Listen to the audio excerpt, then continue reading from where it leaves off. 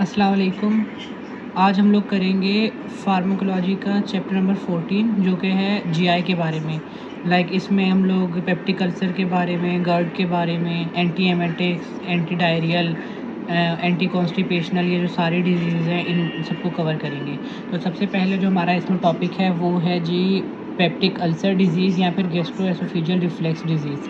तो इसमें जो है ना हमारे पास इसके पहले सबसे पहले कॉजेज़ बताए हुए हैं। कॉजेज़ या तो इसका इन्फेक्शियस है, जैसे कि हेलिकोबैक्टर पाइलोरी एक बैक्टीरिया है, ग्राम नेगेटिव एच पाइलोरी जिसे कहते हैं, वो करवा सकता है। या फिर हम लोग बहुत ज़्यादा यूज़ कर लें non steroidal anti inflammatory drugs का, एनसेड्स का, तो उसकी वजह से हमारे पास जीआई में अल्सर्स हो जाते हैं। तो दो मेन कॉजेज़ हैं अल्सर के।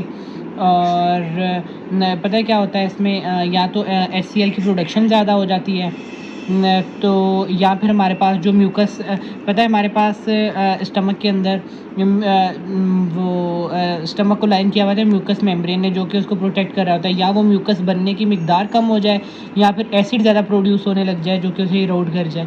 तो दो कॉजेज़ हैं। अच्छा, और उसके बाद इसको ट्रीट कैसे करेंगे, ट्रीटमेंट के अप्रोचेस क्या हैं। सबसे पहले तो या तो हम लोग अगर एच पाइलोरी का इन्फेक्शन है तो एच पाइलोरी को इरिडिकेट करेंगे और रिड्यूस करेंगे गैस्ट्रिक एसिड सिक्रीशन को, और प्रोटेक्ट करेंगे गैस्ट्रिक म्यूकोज़ा को डैमेज से। तो उसकी वजह से क्या होगा, हमारे पास ट्रीटमेंट, इसकी लाइन ऑफ ट्रीटमेंट हो जाएगी। उसके बाद आते हैं एंटी माइक्रोबियल एजेंट्स कौन से हैं। अभी हम लोग वो इसकी ड्रग्स स्टार्ट कर रहे हैं। सबसे पहले एंटी माइक्रोबियल एजेंट्स जो कि किल करेंगे किसको, एच पाइलोरी को। अब जो पेशेंट हैं जो कि इन्फेक्टेड होंगे एच पाइलोरी से, उन्हीं को देंगे। और उसके बाद हम लोग डायग्नोस कैसे करेंगे कि इसमें एच पाइलोरी है या नहीं। तो हम लोग एंडोस्कोपिक बायोप्सी से करेंगे, या फिर और भी काफ़ी ज़्यादा मेथड है, सेरोलॉजिकल एंटीबॉडी एंटीजन टेस्ट के ज़रिए, या फिर फीकल एंटीजन टेस्ट के ज़रिए, urea breath test. Urea breath test में क्या होता है कि हम लोग ना लेबल्ड यूरिया जो है वो ऐड करते हैं वो खाने में। जब वो स्टमक में जाती है तो वहाँ पर जो एच पाइलोरी बैक्टीरिया होता है वो उसको कन्वर्ट कर देता है कार्बन डाइऑक्साइड में और नाइट्रोजन में। तो अब जो कार्बन डाइऑक्साइड है वो हमारे पास जब हम लोग रेस्पिरेशन करते हैं ना, तो जब हम लोग एक्सहेल करते हैं या फिर ब्रीद आउट करते हैं तो उसमें जो नॉर्मल कार्बन डाइऑक्साइड हम लोग ले रहे होते हैं ना अंदर, उससे ज़्यादा बाहर आती है, तो वो मेजर की जाती है। उसे हम लोग यूरिया ब्रेथ टेस्ट कहते हैं। उसके बाद जो हमारे पास इधर बताया हुआ है कि एच पाइलोरी ही मेन काज होता है, जिसको एरेडिकेट करने के लिए हम लोग एंटी माइक्रोबियल एजेंट्स देते हैं। और वो एंटी माइक्रोबियल एजेंट्स कौन से हैं, दो हम लोग या तो क्वाड्रपल थेरेपी करते हैं, जिसमें हम लोग बिस्मथ सैलिसाइक्लेट, ये हम लोग पढ़ेंगे आगे के गैस्ट्रिक म्यूकोजा को प्रोटेक्ट करता है। हम लोगों ने पढ़ा था ना, गैस्ट्रिक म्यूकोजा को भी प्रोटेक्ट करना होता है कि वो डैमेज ना हो ज़्यादा। तो हम लोग क्वाड्रपल थेरेपी में देते हैं हम लोग एंटी माइक्रोबियल एजेंट्स। तो वो कैसे देते हैं, एक उसमें होता है बिस्मथ सब सैलिसाइलेट, दूसरा होता है ये जो है हमारे पास एंटी माइक्रोबियल है मेट्रोनिडाजोल और टेट्रोसाइक्लिन, ये भी हमारे पास एंटी माइक्रोबियल है। प्लस में PPI प्रोटॉन पम्प इनहिबिटर्स के साथ हम लोग देते हैं, जो कि फर्स्ट लाइन ऑप्शन है हमारे पास, रिकमेंड किया जाता है। दो क्वाड्रपल में कौन कौन से आते हैं, बिस्मथ सब सैलिसाइलेट, मेट्रोनिडाजोल, टेट्रासाइक्लिन और PPI प्रोटॉन पंप इनहिबिटर्स, वो भी हम लोग आगे पढ़ेंगे। ठीक हो गया। उसके बाद ट्रिपल थेरेपी भी आती है, इसमें दो टाइप की मैंने बोला था, क्वाड्रपल और ट्रिपल। ट्रिपल में हम लोग क्या क्या देते हैं, PPI proton pump inhibitors combine किए जाते हैं किसके साथ, अमॉक्सिलिन। अमॉक्सिलिन कब देंगे, जब हमारे पास मेट्रोनिडाजोल में भी यूज है पेनिसिलिन एलर्जिक पेशेंट्स। अब जो हमारे पास पेनिसिलिन एलर्जिक पेशेंट है ना, उनमें हम लोग मेट्रोनिडाजोल देंगे, अमॉक्सिलिन नहीं देंगे। और उसके बाद हम लोग साथ में देते हैं क्लेरिड्रोमाइसिन। ये हमारे पास क्या ट्रिपल थेरेपी आ गई। उसके बाद हमारे पास सेकंड क्लास है वो GERD और पेप्टिक अल्सर की क्योर के लिए वो हिस्टामिन रिसेप्टर्स। हिस्टामिन के भी कौन से रिसेप्टर्स, टू टाइप के पाए जाते हैं, H1 और H2 रिसेप्टर एंटागोनिस्ट देंगे। और उसके बाद गैस्ट्रिक एसिड सिक्रेशन स्टिमुलेट होती है तीन मेथड्स के ज़रिए। अब जो गैस्ट्रिक एसिड है, मेनली जो HCl है, वो किस वजह से प्रोड्यूस होता है, या तो उसमें एसिटाइलकोलिन के रिसेप्टर्स होते हैं जो कि M3 होते हैं, या फिर हिस्टामिन के रिसेप्टर होते हैं जो कि H2 रिसेप्टर्स होते हैं, और एक गैस्ट्रिन के अपने रिसेप्टर्स होते हैं जिसे हम लोग कहते हैं CCK3 रिसेप्टर्स।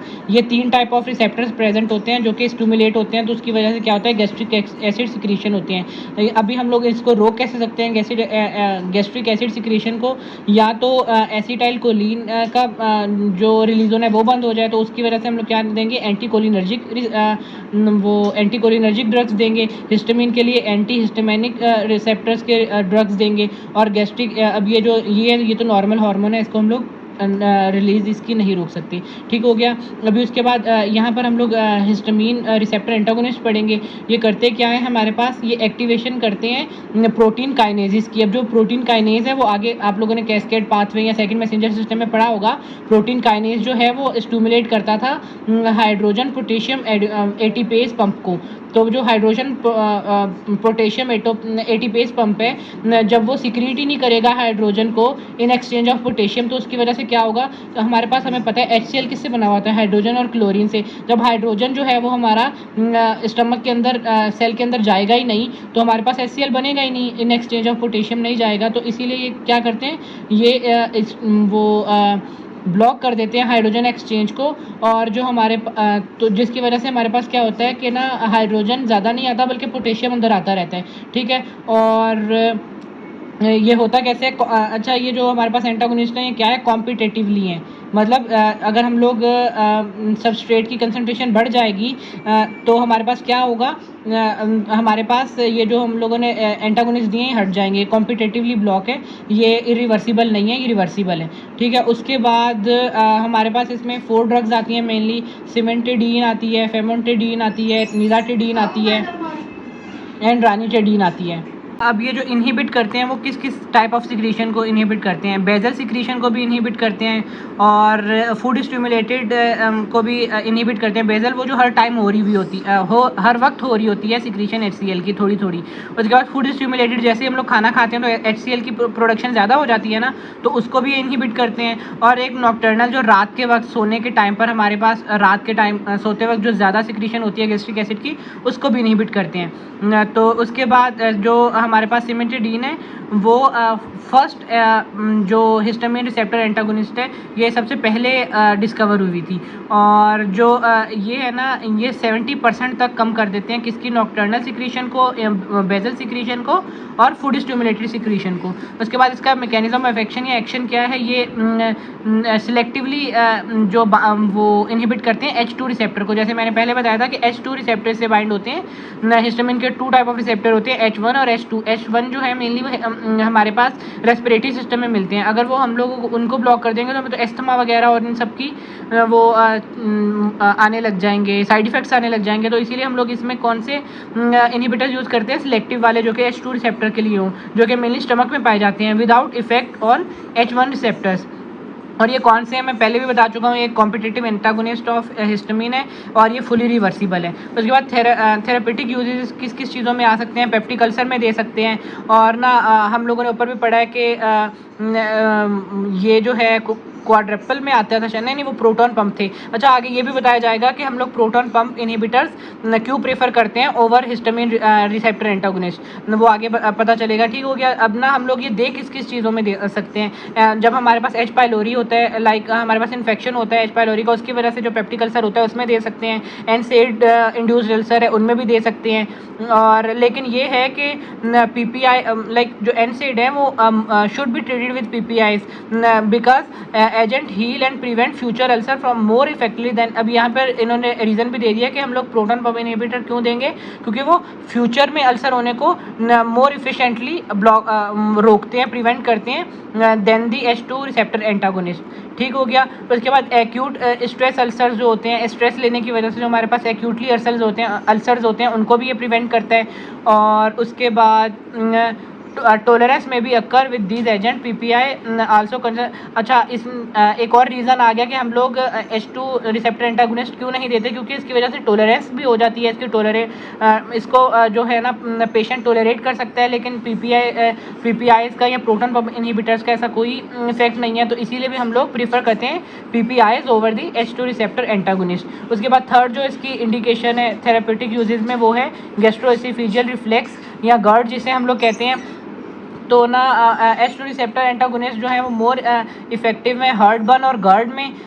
GERD में क्या हो रहता है मेनली ना, हमारे पास जो लोअर एसोफेजियल स्फिंक्टर है वो इतना स्ट्रांगली नहीं कॉन्ट्रैक्ट कर पाता, जिसकी वजह से वो हमेशा खुला हुआ रहता है, जिसकी वजह से बार बार जो है हमारा फूड या एसिड जो सिक्रीट हुआ होता है स्टमक में वो रिफ्लक्स करके ऊपर आता है, ऊपर की तरफ आता है, तो वो इरिटेट करता है हमारे पास एसोफेजियल म्यूकोजा को, जिसकी वजह से अगर ये GERD जो है क्रॉनिकली हो जाए तो ये हमारे पास वो डिस्प्लेजिया की तरफ भी लेके जा सकता है हमारे पास हमारे एसोफेगस को। तो इसीलिए इसको हमेशा प्रिवेंट करना चाहिए, तो ये उसकी इंडिकेशन भी है। अब ये जो रिलीव करता है सिम्टम वो अप टू 45 मिनट्स तक करता है, और लेकिन जो एंटासिड्स हैं वो जो हैं वो क्विकली कर देते हैं। एंटासिड क्या है, हमारे पास सॉल्ट्स हैं जो कि डायरेक्टली बेसिस हैं, वीक बेसिस हैं, जो कि डायरेक्टली जाके एसिड को न्यूट्रलाइज कर देते हैं। हम लोगों ने पढ़ा था ना, वीक एसिड और वीक बेसिस जब आपस में रिएक्ट करते हैं तो न्यूट्रलाइज कर देते हैं एक दूसरे को, तो सेम वही रिएक्शन है एंटासिड्स का। तो एंटासिड हम लोग लेते हैं तो वो more quickly and more efficiently neutralise करते हैं स्टमक एसिड को, तो इसीलिए हम लोग but their action is short lived. तो जिसमें हम लोग लॉन्ग एक्शन चाहिए होता है उसमें हम लोग क्या देते हैं, हिस्टामिन ब्लॉकर्स देते हैं, और जिसमें हम लोगों को शॉर्ट लिव्ड एक्शन चाहिए होता है उसमें हम एंटासिड्स दे देते हैं। अब जो इसके लिए भी ना जो मोर वो प्रेस्क्राइब जो ड्रग है वो PPI है, इसमें भी लिखा हुआ है PPI और नॉर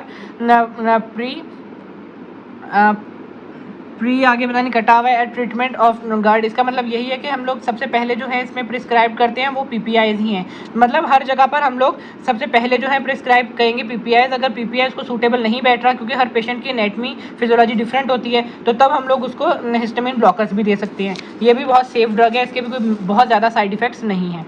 उसके बाद हम लोग इसकी फार्माकोकाइनेटिक्स की बात कर लें तो ओरल एडमिनिस्ट्रेशन पे जो ये H2 रिसेप्टर एंटागोनिस्ट हैं ये डिस्ट्रीब्यूट होते हैं थ्रू आउट दी बॉडी, और ये प्लेसेंटा और मिल्क को क्रॉस करके बेबी में भी जाते हैं, और उसके बाद एक्सक्रीट होते हैं यूरिन में, और सिमेंटेडिन, रानिटिडिन और फेमोटिडिन जो है वो अवेलेबल होते हैं इंट्रावेनस फॉर्मुलेशन में भी अवेलेबल होती हैं।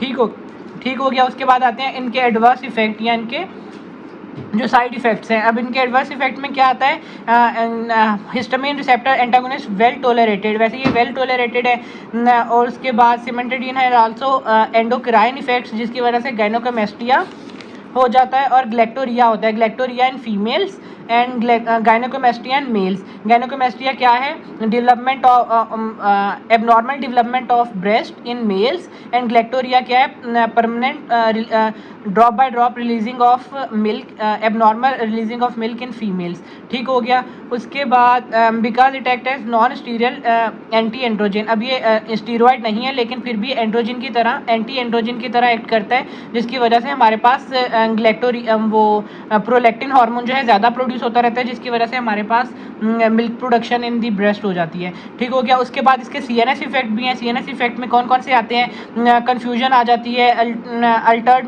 मेंटेशन आ जाती है, प्राइमरी इन अच्छा ये होता किस में, एल्डरी पेशेंट में होता है, जो लाइक जिनकी एज ज़्यादा होती है।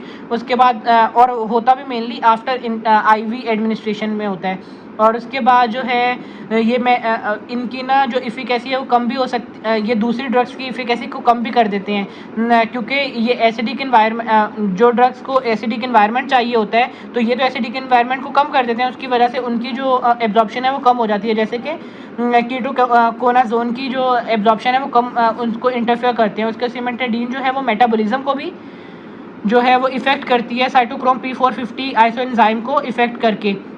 उसके बाद जो कौन कौन सी ड्रग्स हैं जो साइटोक्रोम P450 आइसोएंजाइम को इफ़ेक्ट करने से इफ़ेक्ट होती हैं, वो है वारफेरिन, फेनिटोइन और क्लोपिडोग्रिल।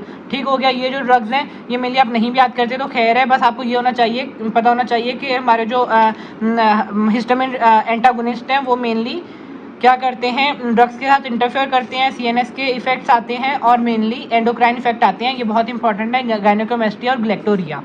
उसके बाद आ जाता है हमारे पास प्रोटॉन पंप इनहिबिटर, जिसे हम लोग PPIs कहते हैं। अब ऊपर जो है वो हमारे पास ये फिगर जो डिफाइन की हुई है, इसको हम लोग थोड़ा डिफाइन कर दें।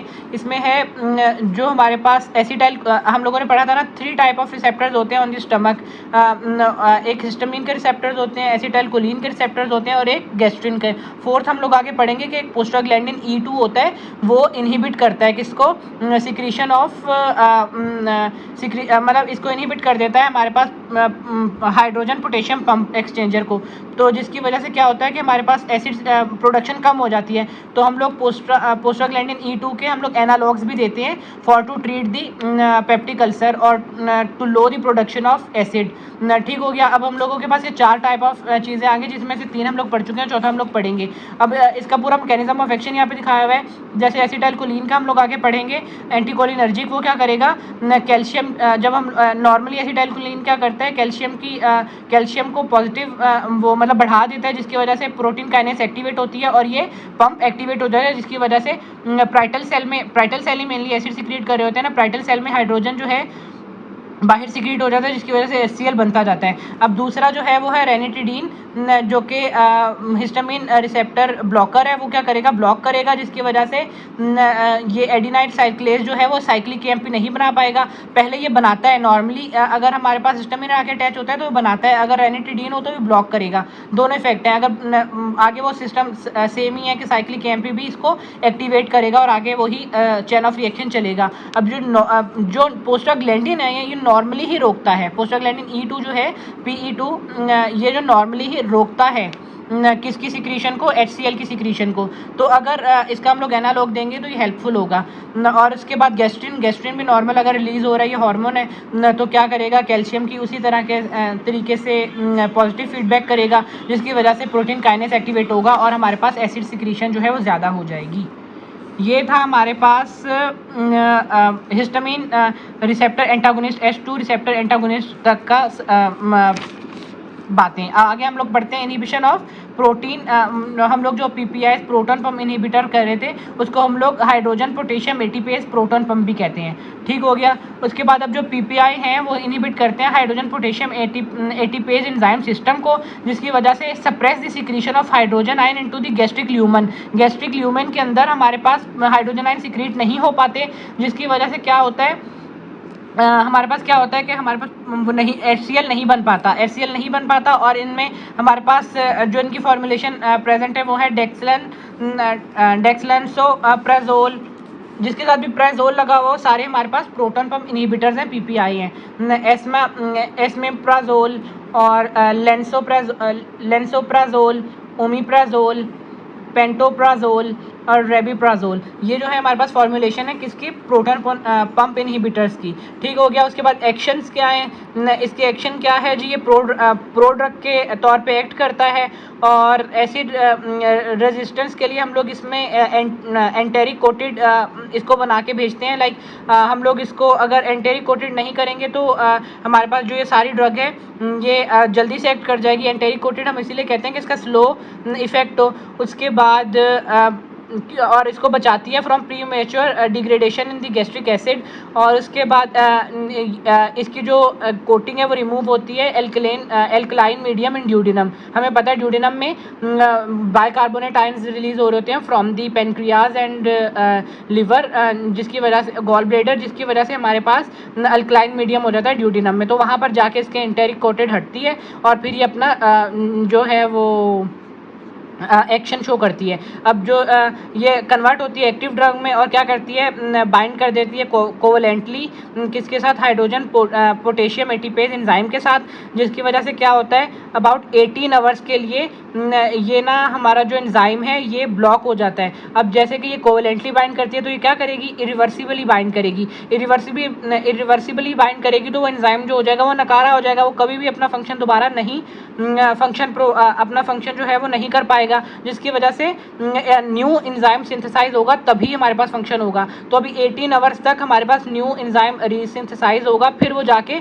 दोबारा एसिड की सिक्रीशन करेगा। इसीलिए इसका जो मैकेनिज्म ऑफ एक्शन है वो कितनी देर तक है, 18 आवर्स तक है, ठीक है, जब तक हमारे पास न्यू एंजाइम रीसिंथेसाइज नहीं होता।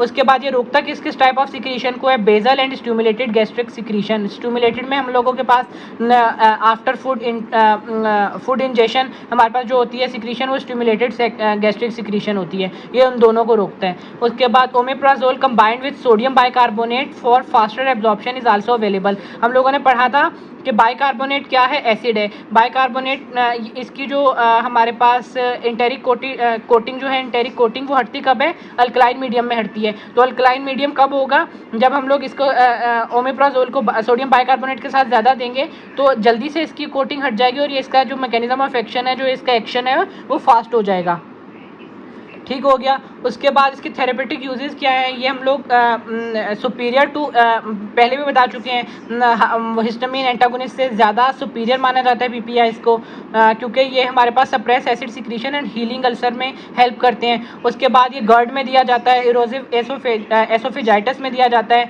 एक्टिव ड्यूडिनल अल्सर में दिया जाता है, और